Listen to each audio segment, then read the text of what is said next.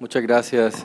Gracias a las 24 personas que están todavía en este cine de permanencia voluntaria. Vamos a hacer esto un tanto dinámico. Tengo que plantearles un primer tema a los señores conferencistas.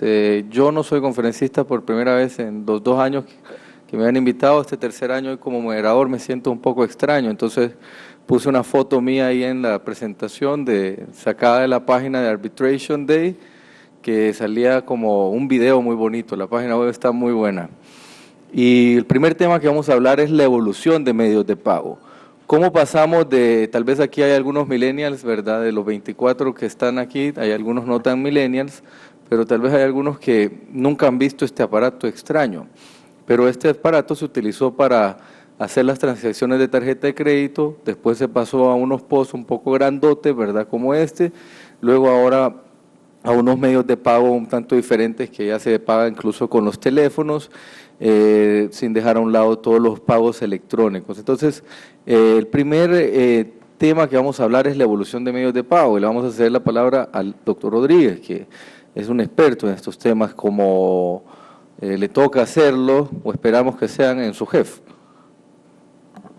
Buenas tardes, el gusto y el agradecimiento a los que nos han invitado a este panel, igualmente los que me acompañan aquí en la mesa principal y principalmente a todos ustedes que nos van a poner atención. La aclaración necesaria siempre en estos casos, que aquí se me ha solicitado participación por algún conocimiento o idea que puedo transmitir que no necesariamente representa la visión o es la visión institucional de la Superintendencia General de Entidades Financieras. En todo caso, cuando pueda aprovechar para defender a la SUGEF, lo voy a hacer, ya que normalmente en casi todos los foros que estamos somos un poco atacados, tal vez porque esa es una de las falencias que tiene nuestro sistema, de que no está claro para el público en general cuál es el rol de los actores en este tema. Bueno, hoy no hay ataque a su jefe, ahora estamos hablando de evolución de medios de pago. Perfecto. Y la evolución de medios de pago, hoy tenemos una cosa y mañana no sabemos qué vamos a tener. Yo diría que la mejor forma de afrontar estos temas de la evolución de los medios de pago es estar totalmente conscientes de que los avances son totalmente rápidos. De un día para otro pasamos de las tarjetas de crédito y ahora las tarjetas de crédito, si no tienen un chip, prácticamente no se pueden utilizar a nivel mundial. Del chip vamos a pasar al contactless, donde la idea es que la persona nunca suelte la tarjeta, pero eso también ya deja de tener importancia cuando vemos la aparición de los teléfonos celulares y la aparición de las computadoras y el Internet, que lo vino a cambiar todo. Sin embargo, el Internet empieza a ceder un poquito en esta materia y le está dando paso a lo que se llaman las fintech, las aplicaciones financieras. Ya desde nuestro teléfono podemos hacer prácticamente la gran mayoría de las transacciones financieras, comerciales, y está previsto que en los próximos años vamos a tener lo que algunos eufemísticamente llaman la banca sin bancos, donde los millennials que mencionaban acá, cualquiera de ellos le preguntan, ¿dónde prefiere ir a hacer una transacción? ¿Al banco, a hacer fila? ¿O lo prefiere hacer desde su comodidad, su tablet o desde su casa? Pues probablemente nos van a decir eso. Hay ejemplos ya que nos demuestran lo anterior. Por ejemplo, hay una aplicación que se llama el WeChat, que es la que se utiliza en China, viene a ser la versión, el WhatsApp chino, para ponerlo así. Les cuento, este WeChat ya tiene 450 millones de usuarios. Y con el WeChat está ligado a esta aplicación una cuenta de una tarjeta de crédito o una tarjeta de débito. Entonces todos los muchachos que utilizan el WeChat se están transfiriendo dinero por mensaje, por el WhatsApp, ¿verdad? Algo así como mándeme aquí, mándeme acá. Para el nuevo año chino hay una tradición que se llama el Red Envelope, el sobre rojo, donde la gente le manda $1 o $2 de buena suerte, deseándole buena suerte a las personas para el próximo año. Esa aplicación WeChat soportó 9.500 millones de transacciones en un día. Eso provocó que le dieran licencia bancaria para que tome en cuenta medidas antilavado y financiamiento del terrorismo, no porque sea un banco. Y entonces, esa aplicación, pues todos los días va a hacer que la gente se sienta más cómoda en hacer sus transacciones por medio de esta WeChat. Según los rumores que hemos escuchado, Facebook el próximo año ya va a tener ligado a la aplicación del Facebook una cuenta ya sea ligada a una tarjeta de crédito o una tarjeta de débito. Y según se rumora, Latinoamérica va a ser el primer lugar donde se va a utilizar esa cuenta del Facebook. Algunos ya hablan de que incluso el Facebook está haciendo una debida diligencia del cliente desde hace un tiempo con la gente, porque les está conociendo los hábitos, quién le da like, qué cosas protestan, de dónde son, cuáles fotos que suben, y eso es una forma de empezar a hacer una debida diligencia del cliente sin necesidad de pedirle un montón de papeles. Y por el otro lado, los jóvenes también se van a sentir más confiados, algunos diría yo, la gran mayoría, y le tienen más confianza al Facebook que a su propio banco. Entonces, como ustedes pueden ver, estas cosas. ¿Y quién va a defender en Costa Rica a los consumidores cuando haya algún problema con el Facebook o la tarjeta bancaria, la tarjeta de crédito? Ahí esos son los retos que tenemos que estar mirando. Y en estas cosas, el país como tal debe migrar hacia un esquema integrado de una estrategia nacional. Y con esto, 30 segundos para referirme al tema. Aquí escuché en la charla anterior que se habló de educación financiera, fabuloso. Aquí he escuchado que se ha hablado de inclusión financiera, fabuloso. Aquí he escuchado que se habla de protección a los derechos de los consumidores, más que fabulosos. Pero si eso no está en una estrategia nacional, los esfuerzos van a ser dispersos y se van a perder. Y precisamente en eso estamos trabajando, en el diseño de una estrategia nacional de inclusión financiera. Gracias, licenciado. Esos temas los vamos a discutir precisamente en el punto 3 de este panel. Sobre mecanismos de resolución de conflictos ante estas evoluciones. Licenciado, ¿usted nos puede dar una opinión al respecto sobre tal vez algunas innovaciones también que usted conoce en esa evolución? Claro. No, yo concuerdo, digamos, con lo que acaba de plantear Eugenio, en el sentido de que los temas de medios de pago modernos, electrónicos, retos que está teniendo la industria bancaria y financiera a nivel internacional, que están asociados fundamentalmente con factores de naturaleza tecnológica, han estado avanzando muy rápido en los últimos meses y va a seguir avanzando a una velocidad, yo creo que muy acelerada. Más que concentrarme, digamos, en el tema de los medios de pago específicamente, yo quisiera resaltar dos cosas que ya me parece que Eugenio mencionó y que quiero, comentar un poco en más detalle, ¿verdad? Y es que aunque estos tipos de medios de pago, digamos, se vistan, digamos, de una naturaleza distinta, ¿verdad?, a los medios de pago tradicionales bancarios, en el fondo, desde el punto de vista del consumidor financiero, entrañan los riesgos similares, ¿verdad?, que requieren un esquema de regulación y protección aprobados, fortalecidos y sobre todo probados y en funcionamiento.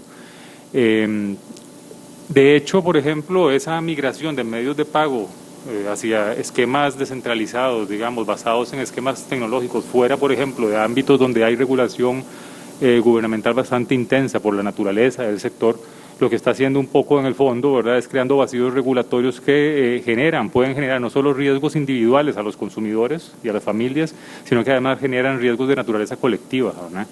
Qué sé yo, por ejemplo, en el momento en que una gran cantidad, por ejemplo, de los pagos en una economía se gestionen a través de medios electrónicos, fuera, por ejemplo, del sistema bancario, ¿verdad?, el colapso de uno de esos medios de pago, en el eventual caso que no estuviese regulado, podría significar, digamos, eventos macroeconómicos de naturaleza incluso catastrófica eventualmente. Entonces aquí hay un reto, me parece que es muy importante, que no porque se vistan distinto, ¿verdad?, que no porque se canalicen a través de un medio distinto en la forma en que se procesan, no dejan de ser un elemento que tiene que ser claramente entendido por la regulación y la supervisión del sistema financiero o por la regulación y supervisión como tarea fundamental del Estado, ¿verdad? Y ahí nos estamos quedando, me parece a mí, un poco atrás. Ya veníamos desde atrás mal, ¿verdad? Es decir, desde mi punto de vista, por ejemplo, en el caso costarricense, los mandatos legales, y aquí hago una salvedad, soy economista, no soy abogado, ¿verdad?, tengo experiencia en regulación bancaria básicamente por los 10 años que estuve en el Consejo, ¿verdad?, y por lo que conozco de temas financieros. Pero, por ejemplo, todos los temas de protección del consumidor, en el caso de Costa Rica y en el caso de servicios financieros, hay en realidad, me parece a mí, unos ciertos vacíos de una poca claridad en relación con quién es el que le corresponde eventualmente hacer eso. Si a eso le añadimos modernización tecnológica y profundización de otros medios de pago distintos de los que se canalizan a través del sistema financiero, todavía estamos añadiendo otras capas adicionales de incertidumbre en relación con la protección del consumidor, y creo yo que ese es un tema relevante. porque los problemas de abusos, digamos, en la bilateralidad de los contratos o en las relaciones entre los consumidores y estos medios van a estar presentes siempre, pero también van a estar presentes los típicos casos históricos, digamos, por ejemplo, como las insolvencias, los incumplimientos o los riesgos en los activos de los mismos consumidores. Y tenemos que encontrar, me parece a mí, algún mecanismo para lidiar con eso, porque de otra manera, me parece a mí, vamos a tener como sociedad y como sistema económico problemas probablemente muy pronto que vamos a tener que manejar, quizás con las herramientas jurídicas no apropiadas por el momento. Gracias. Entonces, tenemos que en la primera parte de esta discusión, en la evolución de medios de pago, vimos un poco de los medios de pago aquí expuestos por el doctor Rodríguez, y luego vemos que hay una evolución, que esta evolución de los medios de pago también genera la necesidad de una evolución en la sociedad. Entonces, en este sentido, les planteo el segundo tema a nuestra discusión, que es el tema o el concepto de la especialización en el área de consumidor financiero, y partiendo con lo primero, ¿qué es un consumidor financiero y cómo es que surge esta necesidad, doctor Rodríguez? Bueno, yo creo que aquí ya hay un consenso generalizado a nivel país y a nivel internacional principalmente, de que estos temas de consumidor financiero, protección del consumidor financiero, atención de temas del consumidor financiero, debe ser atendido por una unidad especializada en el tema. Costa Rica tiene que dar ya el paso. Yo soy de los que a mí me cuesta creer cómo un país que es potencia en protección de los derechos de la salud, que es potencia en protección del ambiente, que es potencia en protección de los derechos educativos, la salud reproductiva, en todas las evaluaciones o en donde siempre nos miremos en temas del consumidor financiero vamos a la saga, porque no estamos haciendo lo que se debe hacer. Con todo el cariño que yo le puedo tener a la gente que trabaja bajo la dirección de mi ex compañera Cintia Zapata, que la vi hoy temprano por acá, pues no puede usted poner una persona que atiende un reclamo de una pantalla plana, que atiende un reclamo de un celular y que atiende un reclamo de que una plancha se la vendieron mal, atender esa misma persona la especialidad de un problema de una tarjeta de crédito, de un crédito bancario, de un cálculo de intereses. Y la experiencia que me dicta a mí también es que a nivel de tribunales de justicia estos temas no son muy agradables para los jueces, no les gusta mucho. Ponerse ahí cuando hay un reclamo de que por colones más, colones menos se puede venir un problema, y entonces alguien tiene que asumir eso. Y creo que llegó el momento. Y en eso ya sí estamos trabajando, pero llegó el momento que digamos una persona especializada. Aquí la gran pregunta es ¿a dónde lo vamos a poner? Ese es el esquema, hay muchos esquemas, hay muchas prácticas internacionales. México tiene un esquema fabuloso de la CONDUCEF, donde es un organismo externo a todas las instituciones con dientes, una legislación con dientes, porque estas legislaciones sin dientes no sirven.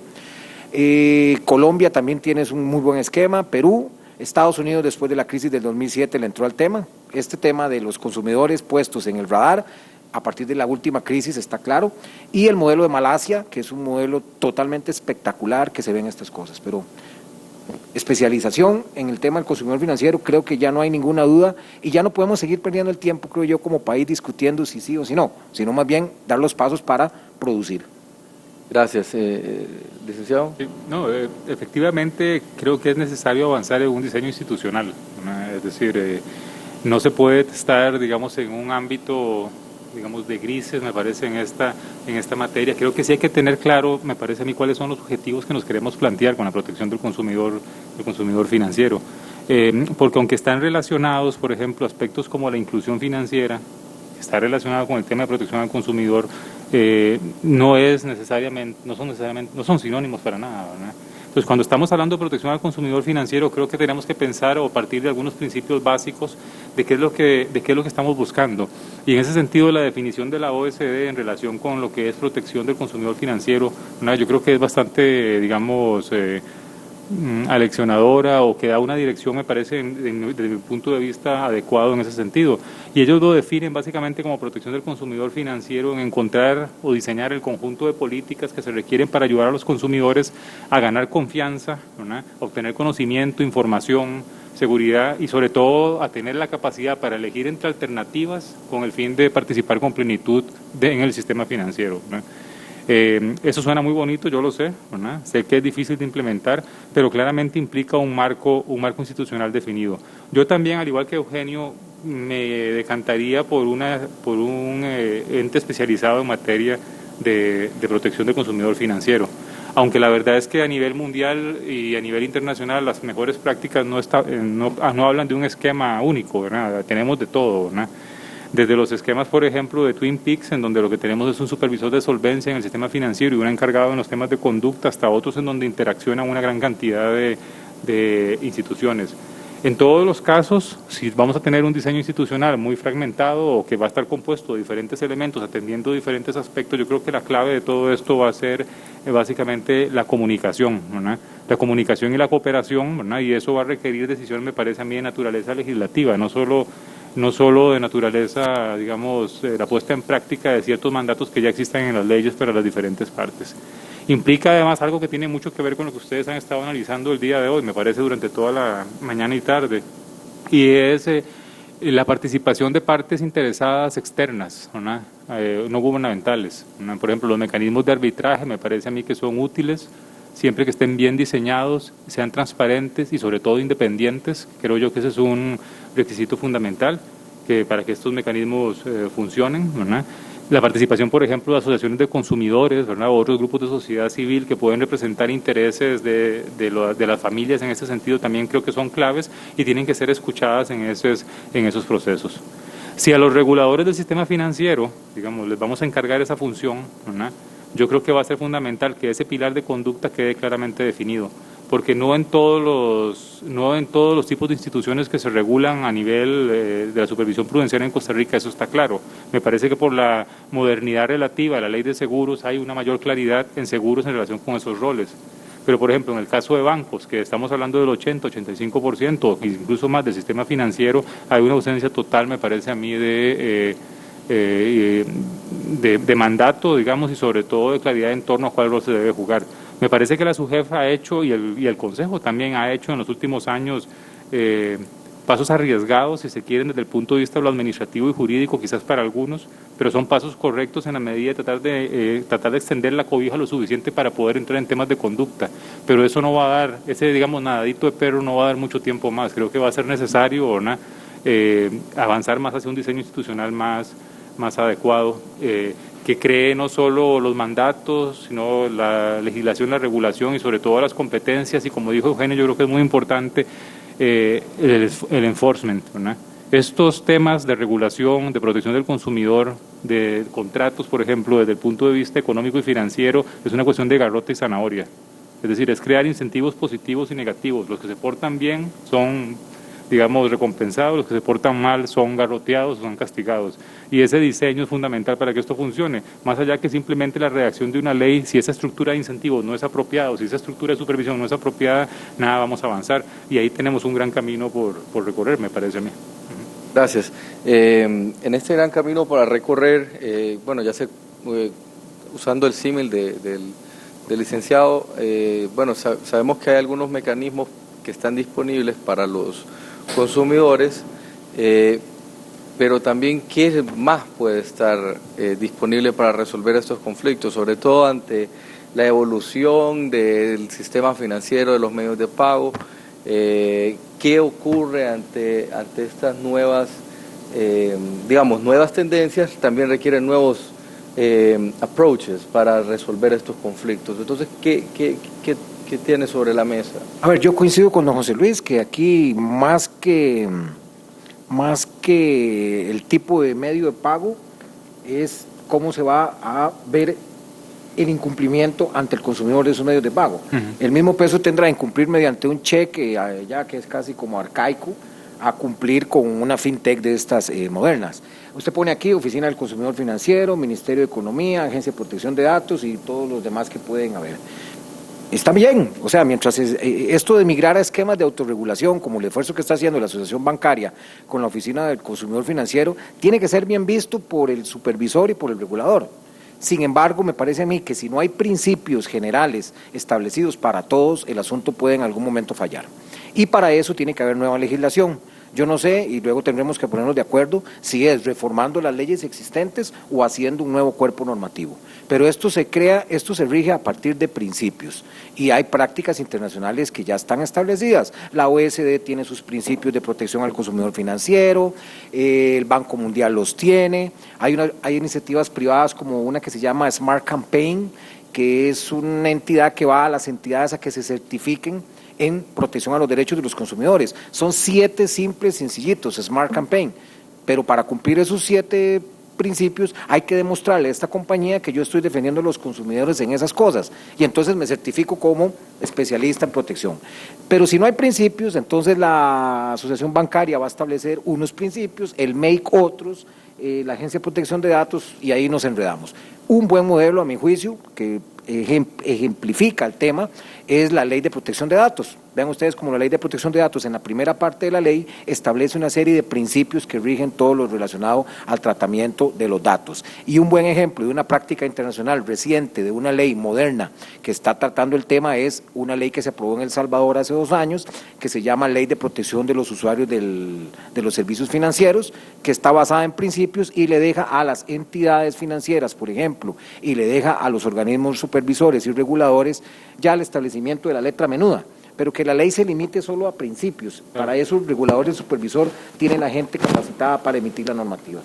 Sí, porque si se meten también hay que tomar en cuenta que con esto de las regulaciones puede ser un poco más dañina la cura que la enfermedad, porque de repente con tanta regulación, lo que se eleva son las barreras de acceso a un mercado financiero, y si se elevan demasiadas las barreras de acceso, lo que va a significar es que menos personas tienen acceso al crédito, y ahí va a estar el sistema perfecto para el consumidor financiero, pero no va a existir consumidor financiero, y terminamos incentivando el mercado negro de los prestamistas, de esos que se ven ahí por la UCR, ¿verdad?, que ponen préstamo a 1 millón de colones, sin fiador, llame ya, ¿verdad? De esos es lo que termina incentivando si usted eleva las barreras de entrada. Licenciado Arce, no sé si nos puede ilustrar algo o comentar algo desde el punto de vista económico, ¿verdad? Como economía. No, a mí lo que me parece, y de nuevo aquí coincido nuevamente con don Eugenio y con usted, la clave, digamos, de estos procesos de resolución de conflictos es justamente la transparencia y el diseño, ¿no? Que me parece que hay que encontrar mecanismos para que satisfagan o más o menos o se pongan en los zapatos de los consumidores, y para eso se requieren, digamos, incentivos y estructuras apropiadas, ¿no?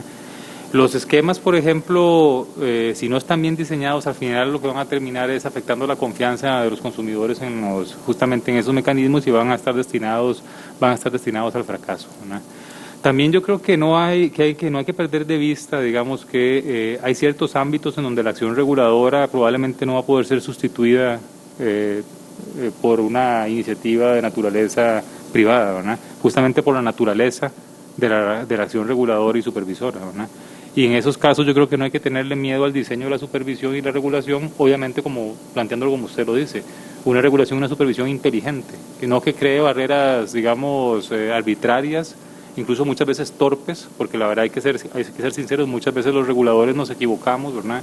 Y creemos que estamos diseñando estructuras de regulación apropiadas, y en realidad lo que estamos haciendo son creando barreras que son además muy fácilmente incumplidas por los regulados o los supervisados, ¿verdad?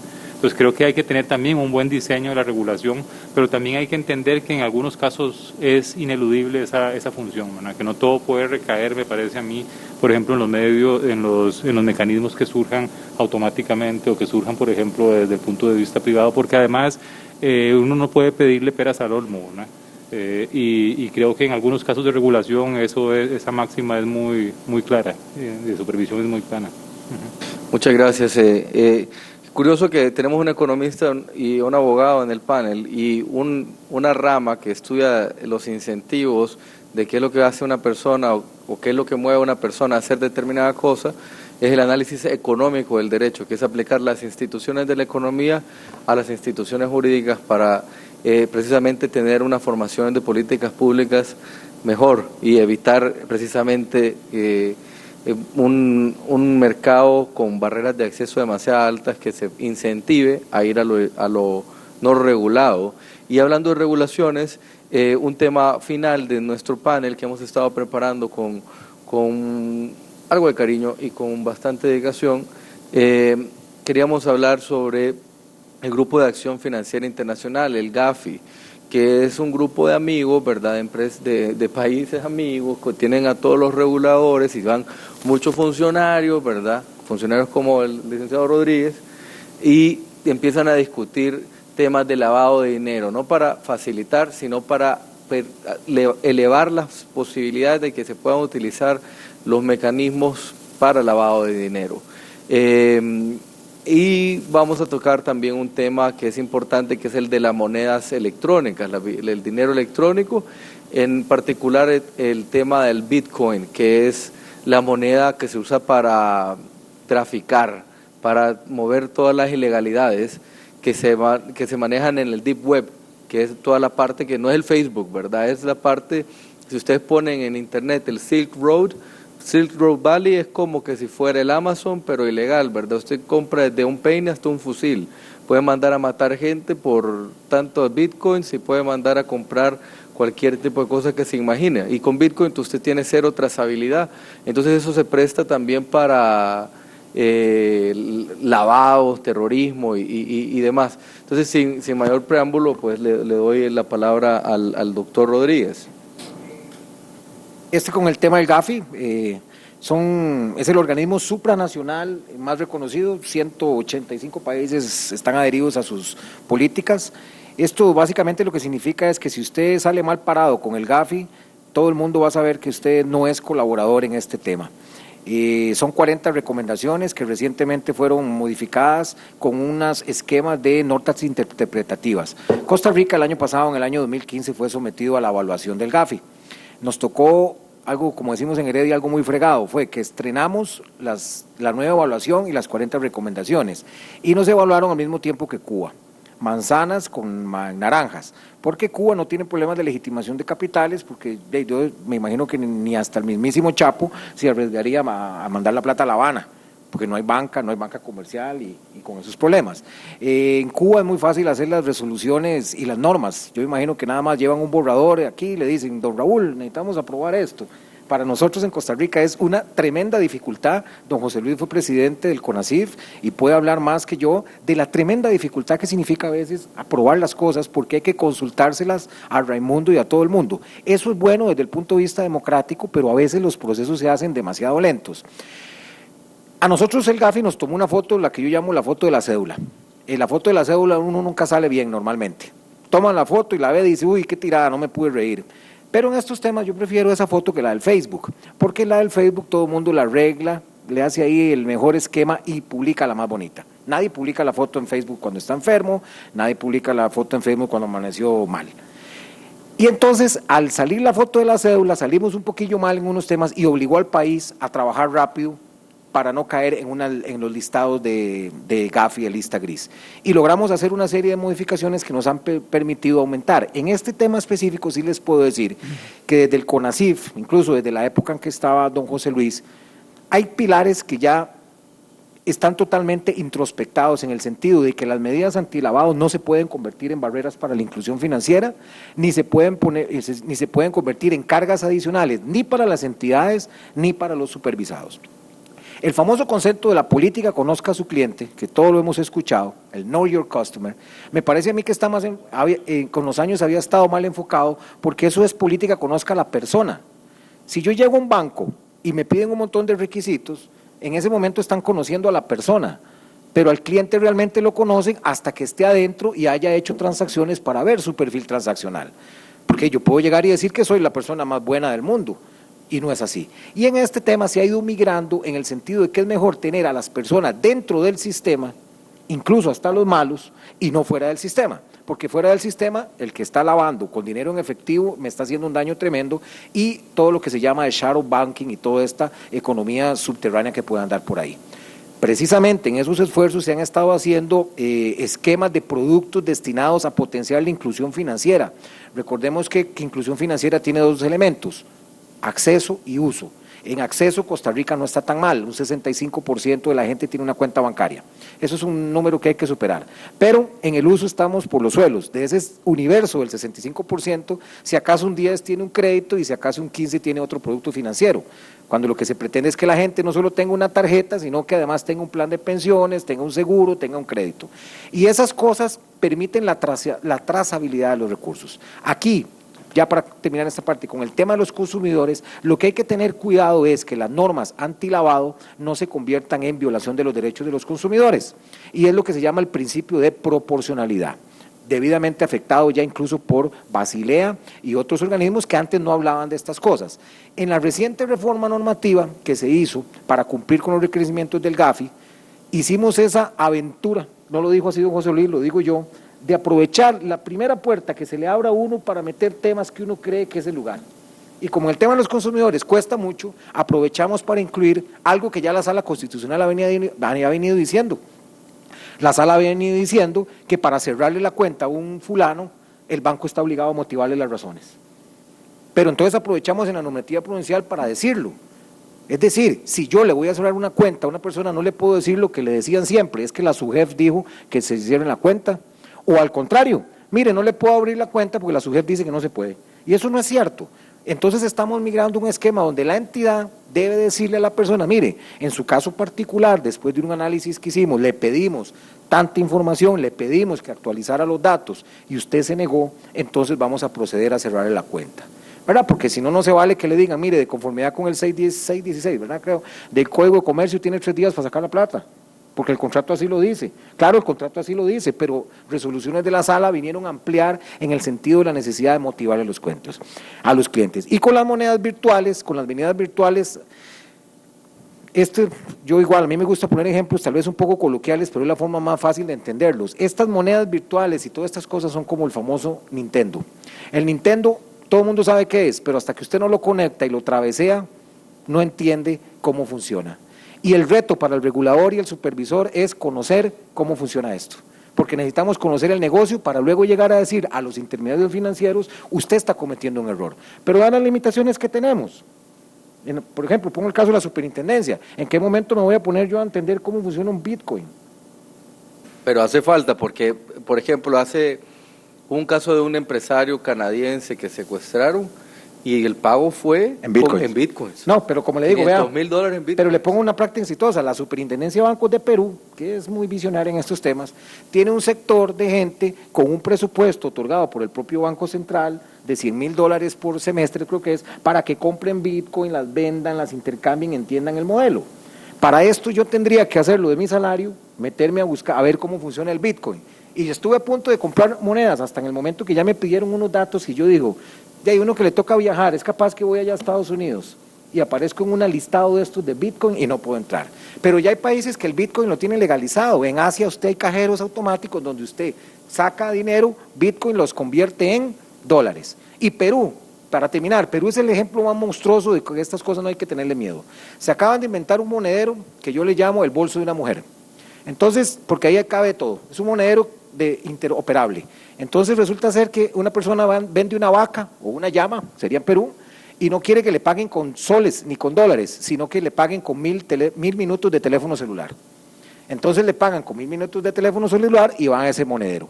Pero otra persona quiere que le paguen en bitcoins, otra que le paguen en dólares. Por eso yo hablo del bolso de una mujer, que usted mete la mano ahí y le sale cualquier cosa. Bueno, ese país no le tiene miedo. Ese país le está entrando, ese país lo está regulando. Francia lo tiene prohibido, Francia lo tiene permitido, Italia lo tiene prohibido, Estados Unidos ya dijo que lo está viendo como que puede ser, en Asia no hay problema, es decir, algo tendrá que ver. Y Bitcoin es solo una de la multitud de criptomonedas, de monedas virtuales, de medios de pago, el dinero electrónico, ojo. El Salvador ya tiene ley de dinero electrónico, Nicaragua tiene ley de dinero electrónico, Panamá tiene dinero electrónico. Perú, ¿y nosotros? ¿Qué es? ¿Que vamos a poner una barrera en la frontera para que no pasen las ondas de la telefonía? Y el dinero electrónico, ahí sí, el economista después nos podrá decir el temor que hay de mucha gente acá que eso vaya a afectar políticas macroeconómicas y todo el tema. Puede ser un panel de taxistas y en contra de Uber junto a otras personas en contra de Bitcoins. Es interesante. Yo no estoy ni a favor ni en contra, sino todo lo contrario. Licenciado Arce, usted nos puede hablar algo relacionado sí, claro. con el yo creo GAFE. que los temas de cumplimiento, digamos, estructurar esquemas de protección contra lavado de dinero y financiamiento del terrorismo, creo que son claves en el sistema financiero, especialmente en el Caribe y Centroamérica en estos momentos, ¿no? De hecho, probablemente uno de los principales riesgos a los cuales se enfrenta la banca centroamericana y caribeña en los últimos 2 años tiene que ver justamente con el famoso de-risking. No sé si han oído hablar de ese concepto.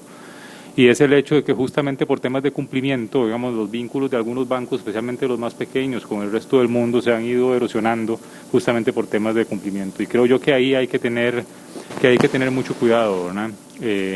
Yo entiendo, digamos, las preocupaciones en materia de inclusión y créanme que las comparto, tanto de inclusión como de educación financiera, pero cuando uno diseña los instrumentos de inclusión, creo yo que tiene que tener también cuidado, por ejemplo, de la posibilidad de que esos instrumentos se puedan utilizar de manera inapropiada, ¿verdad? La hipótesis de que es mejor tenerlos dentro del sistema, ¿verdad? Yo creo que puede ser válida en ciertos sentidos, pero el daño reputacional, por ejemplo, para las instituciones depositarias, para bancos, ¿verdad? Que pueden generarse por temas de lavado de dinero y legitimación de capitales, creo que son muy grandes y pueden poner en riesgo el sistema financiero. A mí, en particular, por ejemplo, en el caso específico de Costa Rica, los famosos cuentas electrónicas simplificadas, ¿verdad? Para mi gusto, por ejemplo, las cuentas electrónicas simplificadas, en el caso costarricense, el monto mínimo, el monto máximo, ¿verdad? Es muy alto, ¿verdad? Y también, por ejemplo, las reglas que existen en relación con la multiplicidad de cuentas electrónicas simplificadas que pueden abrirse en bancos, ¿verdad? Yo sé que esto es una opinión, digamos, y obviamente hay un objetivo muy válido de inclusión financiera que, por cierto, no es una herramienta. La inclusión financiera generalmente no es una herramienta de política de regulación y supervisión del sistema financiero, sino es una herramienta de política social, ¿verdad? Y no hay que confundir, por ejemplo, facilidad y acceso a los servicios financieros con la política social específica de inclusión de ciertos sectores vulnerables hacia a los servicios financieros. Hay que tener ese cuidado, ¿no? Pero creo yo que hay que verlo con delicadeza, ¿no? Porque el riesgo es bastante elevado. Vean, por ejemplo, el año pasado, solo en el caso centroamericano, 3 casos sonados, uno muy mediático, el de los famosos Panama Papers, pero 2 que para mi gusto son más importantes, digamos, qué sé yo, el caso de la corporación Rosenthal en Honduras, donde había un banco involucrado que fue cerrado, y el caso Wacket, ¿verdad? En el caso panameño, en donde había también un banco involucrado y fue cerrado, ¿verdad? Pero no se respetaron, digamos, en el caso Rosenthal me parece que no se respetaron ningún derecho del debido proceso. Fue un ente administrativo que dijo, ciérrelo, lavado de dinero, y boom, le cerraron el banco y le cerraron que está Estados Unidos. Y en el caso panameño, pero eso es digamos, un extremo, me parece. Sí, claro, pero bueno, es parte me parece que es parte de las regulaciones existentes en Honduras, aunque no soy experto obviamente en ese tema. En el caso panameño es muy similar, digamos, al ser acusado este grupo por el lavado de dinero, rápidamente fueron confiscados o intervenidos los activos, ¿verdad?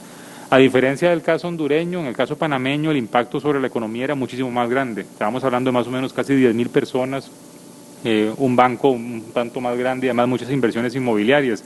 Y el gobierno panameño logró básicamente permitir que los activos pudiesen seguir operando, algunos de ellos los comerciales, en forma de un fideicomiso. Pero si eso no hubiese sucedido, el impacto económico hubiese sido mayor.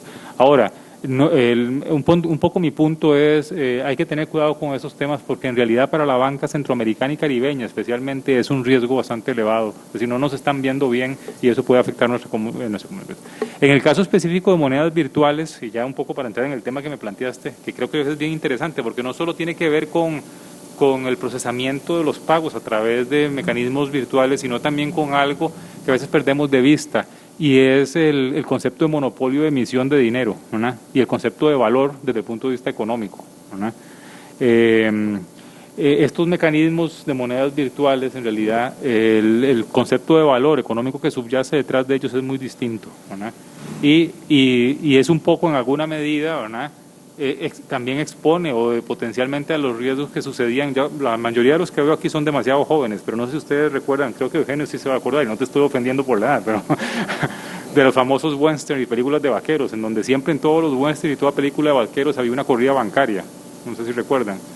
porque estábamos hablando antes de 1903, en donde no había, por ejemplo, en el caso de Estados Unidos, monopolio sobre la emisión de dinero, monopolio estatal sobre la emisión de dinero. Y a la Reserva Federal, la Reserva Federal. Entonces, por ejemplo, habían billetes en circulación que servían como medios de pago, pero obviamente la validez y el valor de cada billete en circulación dependía de la solvencia del emisor.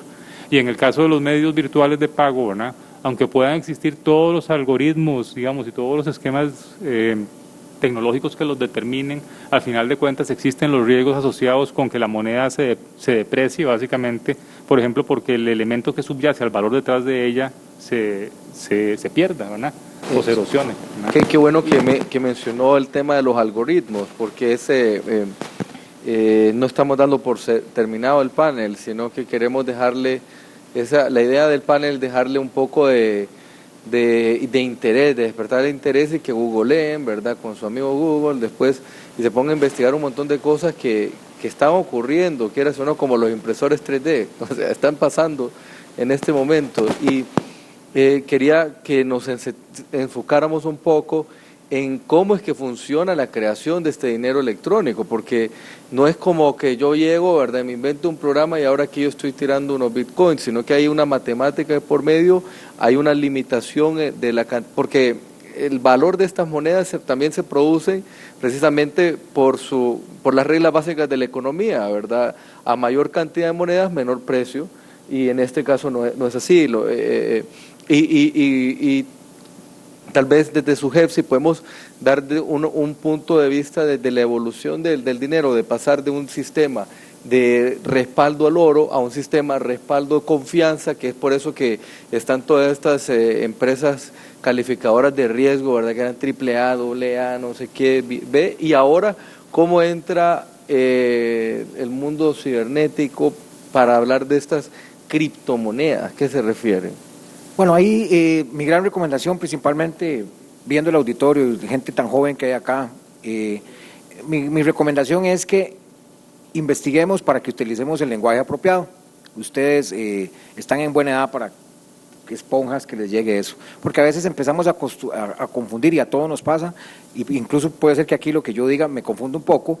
Confundimos entre dinero electrónico, criptomonedas, monedas virtuales, fintech, y todo tiene su regulación. Estas criptomonedas parten de una base filosófica, para algunos torcida mentalmente, espuria, y que violenta los más elementales principios de la economía. Y vienen y dicen: ¿por qué yo, con el sudor de mi frente, tengo que aceptar un dinero en el que 7 sabios de una junta directiva de un banco central deciden cuánto vale y cuánto no? Yo me lo gané honradamente, dicen ellos. Entonces, hagamos una moneda entre nosotros con lenguaje cifrado, y que no se nos meta un tercero al que yo no le debo nada, y nosotros le ponemos el valor a las cosas. Esa es la filosofía. Los riesgos que demanda eso cuando el asunto se haga más exponencial son tremendos, porque si todo el mundo empieza a pensar igual, entonces los billetes y los bancos centrales quedan en total descrédito y las economías se pueden desplomar de un día para otro, porque no hay respaldo. Para eso, pensando en estos temas de las criptomonedas, donde son básicamente logias donde la gente se empieza a comunicar en un lenguaje propio de los que manejan esas monedas, surge el dinero electrónico, que con el dinero electrónico ese sí está respaldado. Es decir, este dinero electrónico es una aplicación que yo la puedo convertir en la moneda oficial del país.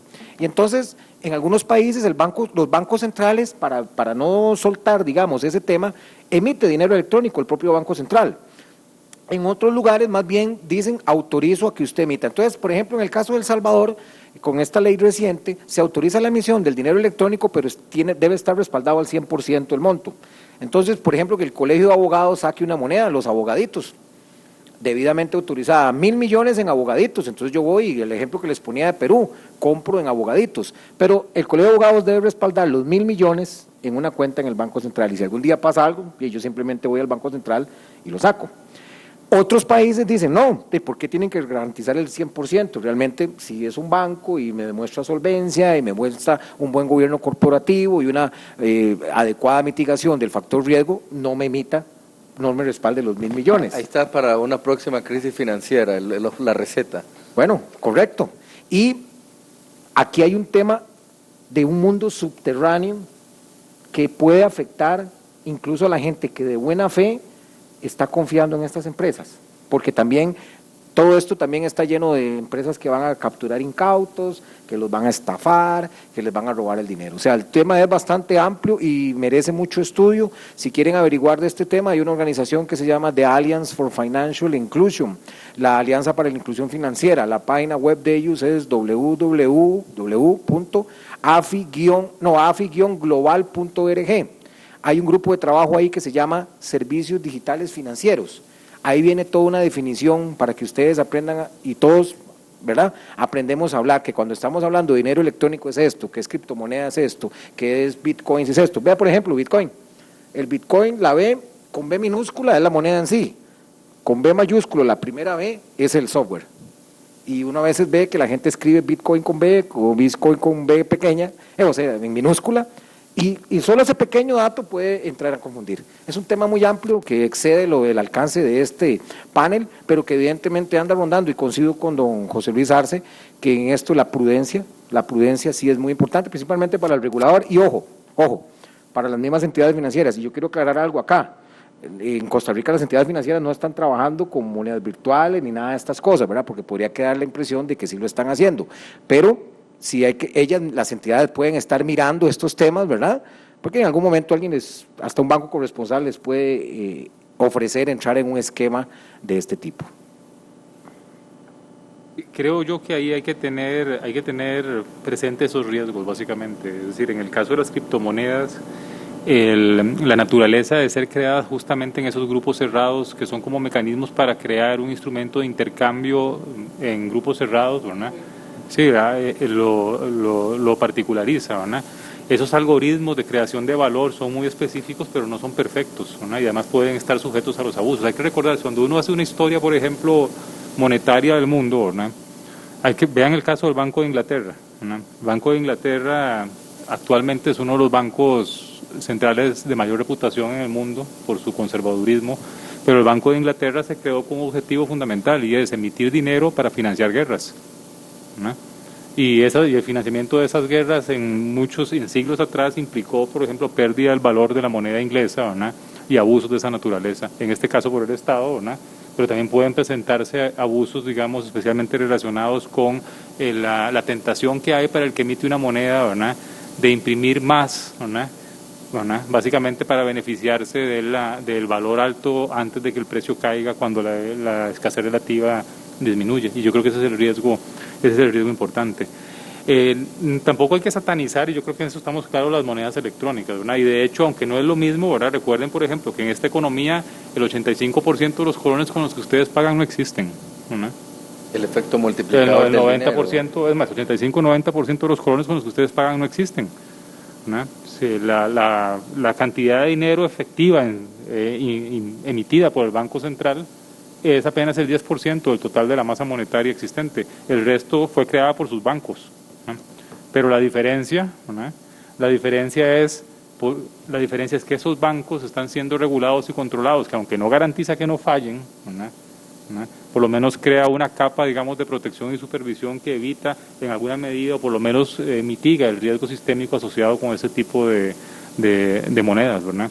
Y con el funcionamiento del sistema monetario. Entonces, yo siento que muchas veces nos emocionamos con lo tecnológico. Yo soy, digamos, un apasionado de lo tecnológico, me gustan los aparatos tecnológicos, pero a veces hay que tener en cuenta que hay ciertos principios básicos de ciertas herramientas, especialmente sociales, de intercambio, por ejemplo, como el caso de la moneda, que tienen que respetarse, porque de otra manera, digamos, los costos pueden ser muy elevados, no solo en términos de pérdidas para las personas, sino también por una cosa que ustedes tienen que tener presente. La moneda, digamos, desde el punto de vista de la moneda emitida por un monopolio, digamos, como son los bancos centrales, también una razón de ser desde el punto de vista práctico, y es el hecho de que múltiples monedas circulando en un mismo sistema económico además eleva los costos de transacción, encarece las transacciones y probablemente implica menos crecimiento y menor bienestar. Poniendo el ejemplo que decía Eugenio, ¿verdad? Piensen, por ejemplo, que Eugenio nos paga en abogaditos y yo les pago en economistas o economistitas, ¿verdad? Imagínense cómo definimos el valor entre los abogaditos y los economistitas, ¿verdad? Y después va a llegar un periodista, y después va a llegar un médico, ¿no? Y las monedas de los diferentes segmentos van a tener diferentes valores porque probablemente algunos confíen más en los abogados que en los economistas. Y de repente y entonces el albinitos costo y todo, sí, ¿verdad? y el costo, por ejemplo, de esa multiplicidad de monedas desde el punto de vista transaccional puede ser enorme, ¿verdad? ¿No? Y son aspectos que a veces se nos olvidan, pero que también hay que tomar en cuenta, ¿no? Sí, bueno, muy bien, muchas gracias. Con el tema de política monetaria, hay un libro que es bien básico que pueden leer, de macroeconomía, de Oliver Blanchard. Disculpen mi falta de francés al decirlo. Yo creo que han de haber muchas preguntas, pero este es un panel bastante dictatorial y no vamos a permitir ninguna pregunta de la audiencia. Mentira, sí vamos a permitir preguntas de la audiencia, así que abrimos a espacio a preguntas si es que hay. Las preguntas, doña Adriana, solo pueden ser dirigidas a los panelistas, no puede preguntarse al moderador.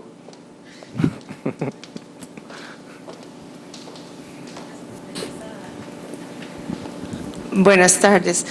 La pregunta con respecto a los medios de pago, si tienen algún proyecto en los temas de protección por clonación de tarjetas, por fraude electrónico a favor del consumidor. Bueno, en estos temas, las entidades per se como tal, existen diferentes mecanismos que los obligan a tener, vamos a ver, tener mecanismos que les permitan mitigar los riesgos en esa materia. El reglamento del sistema de pagos del Banco Central es un ejemplo donde está obligando a las tarjetas al 2018, ya todos tienen que traer el chip, al 2019 todas tienen que ser contactless. Eso es un esfuerzo.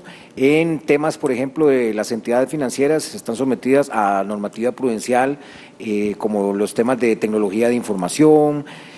Es decir, existe toda una serie de mecanismos que obligan a las entidades a tomar en cuenta esto. Sin embargo, hay que tener claro que la responsabilidad o cuando se den situaciones donde el cliente se quiera sentir afectado con estos temas, no se pueden evitar mediante normativa prudencial.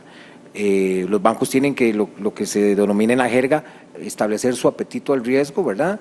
Y esperar cómo se han ido desenvolviendo los pronunciamientos de los tribunales de justicia. Al no existir una ley en estos temas que tenga como filosofía el tema del consumidor financiero, principios financieros, el riesgo que corremos es que los jueces empiecen a fallar utilizando otros mecanismos, el Código Civil, responsabilidad objetiva, y que muchas veces no se adecúan a lo que se debe realmente tomar en cuenta.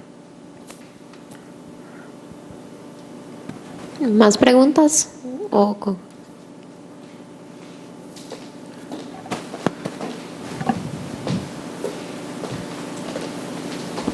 Gracias. Es una pregunta relacionada al manejo de los bitcoins en Costa Rica, porque, ¿estoy hablando muy duro? No, porque en la tesis de grado que presentó el año anterior en la Universidad de Costa Rica, propongo que para la regulación en Costa Rica de las casas de cambio de moneda virtual, por ejemplo, Bitcoin, que es la más utilizada en Costa Rica y en el mundo, se le dote de poder a la superintendencia para otorgar una especie de autorización o concesión para que las personas físicas o jurídicas se puedan dedicar dentro del territorio nacional a realizar cambios de bitcoins por moneda, digamos, colones, dólares, y pues que tributen un cierto monto. ¿Qué tan viable es esa solución que ofrecí yo en mi tesis? Bueno, evidentemente vamos a pedirle ahora los datos de su tesis de graduación. Que los diga, por favor. Sí, y si quiere los dice ahora por si alguien lo quiere anotar, para estudiarla apropiadamente, para ver cuál es el fundamento que usted tiene. Para criticarla. Claro. Eventualmente es posible. El tema aquí es que, si usted me pregunta a mí, no veo yo en el radar supervisor ni regulador que se esté pensando en autorizar casas de cambio con monedas virtuales. Eso no implica que dentro de unos años eso sea posible. Lo que le digo es que si usted quiere saber que si en este momento uno podría visionar que va a venir algún tipo de regulación en el sentido de que autorizar este tipo de operaciones, no lo visualizo. Pero me encantará estudiar su trabajo académico. ¿Puede dar el nombre de la tesis, por favor? ¿Y usted, cómo se llama? Okay. También, Mi nombre es Michael Salas y creo que la tesis la pueden buscar en el Instituto de Investigaciones Jurídicas como, el nombre completo no lo recuerdo, pero es como la utilización del dinero electrónico en Costa Rica como mecanismo para legitimar capitales. Gracias. Gracias, excelente. ¿Hay más preguntas? Dice don Willy que tenemos 2 minutos. Don Willis tiene una pregunta.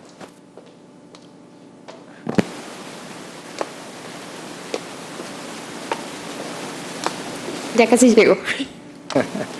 Gracias por ese esfuerzo. Gracias. Don Eugenio, una consulta.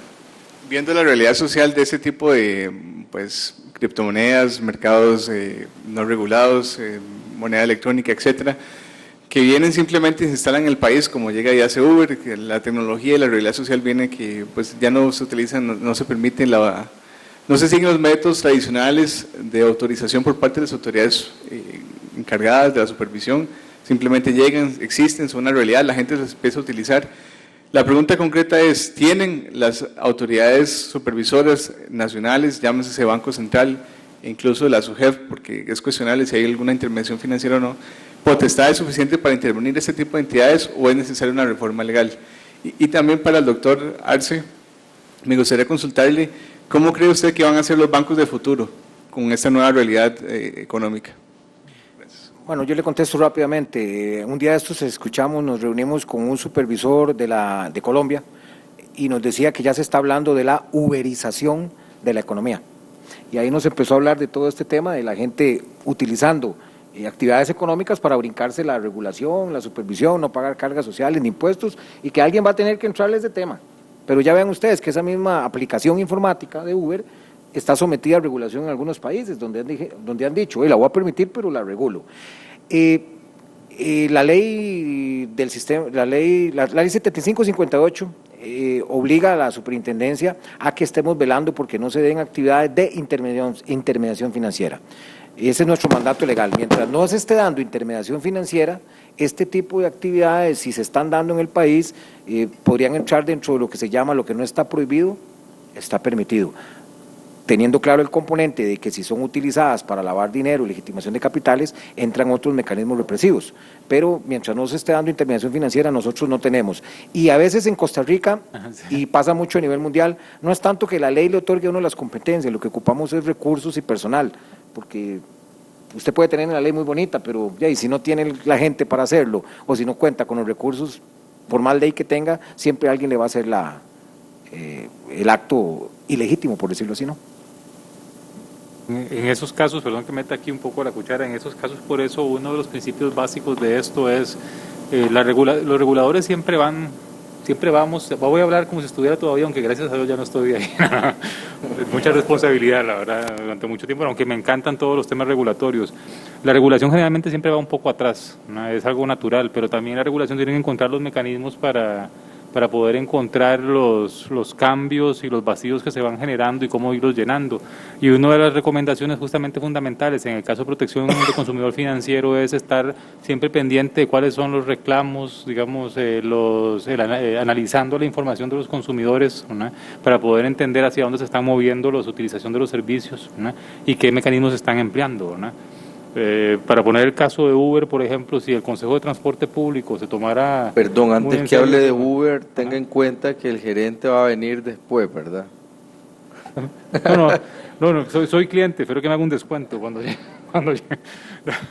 En el siguiente sentido, digamos, si el Consejo de Transporte Público, dentro de sus funciones, y estoy hablando probablemente sin fundamento, probablemente su función más importante es velar por los usuarios de los servicios de transporte público en la economía, una labor que debería hacer el Consejo de Transporte Público es estar viendo a ver qué servicios de transporte están empleando los consumidores para poder orientar sus acciones de protección en esa materia en el futuro y eventualmente plantear hacia dónde tiene que modificar la legislación o la regulación cuando ese espacio cree. Entonces, es algo que es muy dinámico. Para la pregunta específica, vamos a ver, es una pregunta bien complicada porque lo que yo creo es que el mecanismo, el canal de prestación de los servicios bancarios se va a ir moviendo cada vez más hacia lo tecnológico. Pero en esencia, digamos, lo que hace un banco, ¿verdad?, no ha cambiado mucho desde Florencia en el siglo XV, ¿verdad?, en alguna medida, ¿verdad? Es decir, en esencia el proceso de intermediación financiera es un proceso muy simple, ¿verdad?, solo que se ha llenado, digamos, en el mecanismo y el canal de prestación del servicio se ha llenado de modernización, del cheque a los medios de pagos electrónicos, a las sucursales electrónicas, digamos. Hace unos 30 años, yo recuerdo cuando daba clases, bueno, 30 años no soy tan viejo, hace unos 15 años, digamos, cuando daba clases de administración bancaria, una de las primeras cosas que uno decía era, bueno, la sucursal física, la de ladrillo y cemento va a desaparecer, y no desapareció, ¿verdad? Sigue siendo claro para los bancos que tienen que tenerlas, porque hay ciertos tipos de clientes valiosos y de consumidores que demandan ese tipo de servicios, ¿verdad? Lo que va a suceder es que vamos a seguir viendo ese proceso hacia la utilización de canales tecnológicos, probablemente en la utilización de los servicios, pero en el fondo, digamos, la banca tradicional va a seguir siendo básicamente ese proceso de intermediación clásico, ¿verdad?